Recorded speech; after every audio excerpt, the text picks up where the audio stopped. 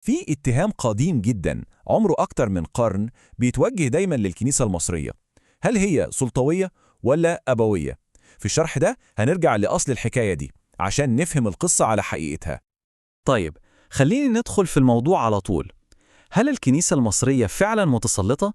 يعني الصورة المنتشرة دي إن المسيحي في مصر مش بيقدر ياخد قرار إلا لما يرجع للكاهن. هل الكلام ده حقيقي؟ هو ده بالظبط الادعاء اللي هنشوف أصله إيه. القصة دي مش جديدة خالص على فكرة، زي ما ممكن ناس كتير تفتكر. لا، ده اتهام عمره قرن بحاله. وعلشان نفهمها صح، لازم نرجع للأول خالص، للجذور السياسية اللي بدأ منها الاتهام ده. وهنا بقى النقطة المهمة جدا والمفاجأة يمكن. الاتهام ده أصله مش ديني خالص، يعني مش طالع من الكنيسة أو من نقاش لاهوتي. لا، بدايته كانت سياسية بحتة، وبالتحديد وقت الاحتلال البريطاني لمصر. استراتيجية المحتل وقتها كانت واضحة جدا، زي الكتاب ما بيقول: فرق تسد. طيب ازاي؟ شافوا ان في مؤسستين هما اللي الشعب المصري كله بيلتف حواليهم: الازهر الشريف والكنيسة المصرية. فكان الهدف هو ضرب اي قوة ممكن توحد الناس دي ضد المحتل. بس الحرب دي ما كانتش بالسلاح وبس. هي بدأت بالسيطرة العسكرية، بس بعدين الموضوع اتطور. في نص فترة الاحتلال كده بدأت توصل حاجة اسمها الإرساليات. دي كانت بتيجي تحت ستار المساعدات والتعليم، لكن في الحقيقة دي كانت بداية حملة منظمة عشان تزرع الشك وعدم الثقة، يعني حرب أفكار بكل معنى الكلمة. ومن هنا الخطة اتغيرت. الحرب ما بقتش بس على مستوى البلد والمؤسسات الكبيرة، لا، دي نزلت للمستوى الشخصي جدا. اتحولت لحرب على الأسرة نفسها، على كل بيت. واللي يخلينا نقف هنا شوية هو الأسلوب نفسه. الإرساليات دي كانت بتستخدم كلام شكله بريء جدا، كله تعاطف، عشان يشجعوا الناس على الطلاق. جمل من نوعية: هو مش من حقك تكون سعيد، الحياة مش سجن. كلام ناعم جدا، لكن الهدف منه كان هدم البيوت من أساسها. لكن طبعا الهدف الحقيقي ما كانش السعادة ولا حاجة. الموضوع كان أكبر من كده بكتير. كان في مخطط تجنيس. يعني إيه؟ يعني الهدف كان تسهيل جواز المصريين المسيحيين من الأجانب، وده كان هيخلي للاحتلال جذور أعمق جوه المجتمع نفسه. وهنا بقى بنشوف ازاي الصورة اتقلبت تماما.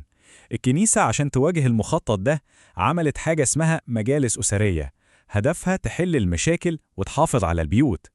لكن الخطوة دي اللي كانت للحماية اتقال عليها عمدا إنها تسلط وتحكم في حياة الناس الشخصية. شوفوا اللعبة. وفي قلب كل التحديات دي جه قرار حاسم من البابا شنودة الثالث، لما أكد على المبدأ الإنجيلي: لا طلاق إلا لعلة الزنا. القرار ده اللي ناس كتير شافته تشدد، في الحقيقة ما كانش كده. ده كان خطوة ضرورية عشان يحافظ على كيان الأسرة المصرية من إنه ينهار تماما.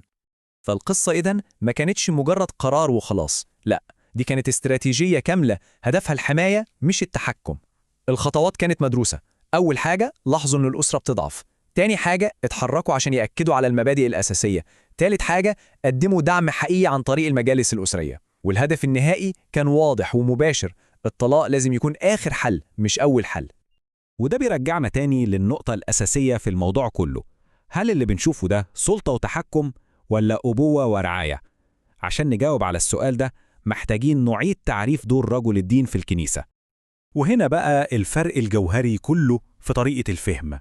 من بره ممكن حد يشوف الموضوع على إنه هرم سلطة، في حاكم وفي رعية، لكن من جوه، من فهم الكنيسة القبطية لنفسها، الموضوع مختلف تماما.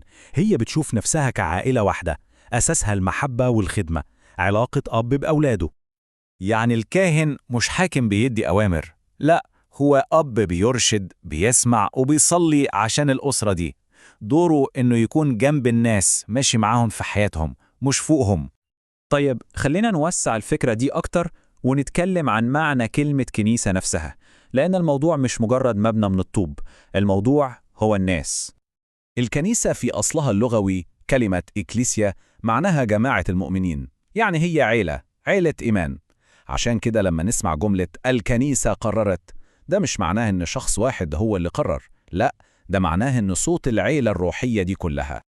وبكده نقدر نفهم هيكل الكنيسة كله مش على إنه درجات في السلطة، لكن كأنه عيلة كلها بتخدم بعض. البطريرك هو الأب الكبير للعيلة كلها، الأسقف هو الأب المسؤول عن منطقة معينة، الكاهن هو الأب اللي عايش مع الناس كل يوم، وحتى الشماس هو زي الابن اللي بيساعد وبيخدم الكل. طيب، لو هو ده المفهوم الحقيقي، ليه الاتهام ده لسه مستمر لحد النهاردة؟ الإجابة ببساطة هي إنها نفس الحرب القديمة اللي عمرها قرن، لكن بأسلحة جديدة ومتطورة. والسبب في الحقيقة بسيط جدا، أي مؤسسة بتقف بجد جنب الناس وبتكون سند ليهم هتفضل دايما هدف. طول تاريخها الكنيسة المصرية ما كانتش مجرد مكان للصلاة وبس، دي كانت جزء من نسيج المجتمع وسند للمصريين، وده اللي بيخليها هدف مستمر للي عايزين يشوهوا صورتها. الأدوات هي اللي اتغيرت، لكن الحرب الفكرية هي. زمان كان السلاح هو الإرساليات، النهاردة السلاح هو السوشيال ميديا. هي نفس الاتهامات بالتسلط والتحكم، بس بتتعاد صياغتها وتنتشر بسرعة أكبر بأدوات جديدة. ويمكن نلخص القصة كلها في جملة واحدة: اللي بيتشاف من بره على إنه قيد بيتحس من جوه على إنه حضن. بالظبط زي الأم اللي ممكن تكون شديدة شوية على ابنها، مش عشان تتحكم فيه، لكن عشان خايفة عليه وبتحبه. وفي النهاية السؤال ده بيفضل مطروح لكل حد بيسمع الاتهام ده: هل الكلام ده عن كنيسة بنسمع عنها من بعيد، ولا كنيسة بنعيشها وبنختبرها بنفسنا؟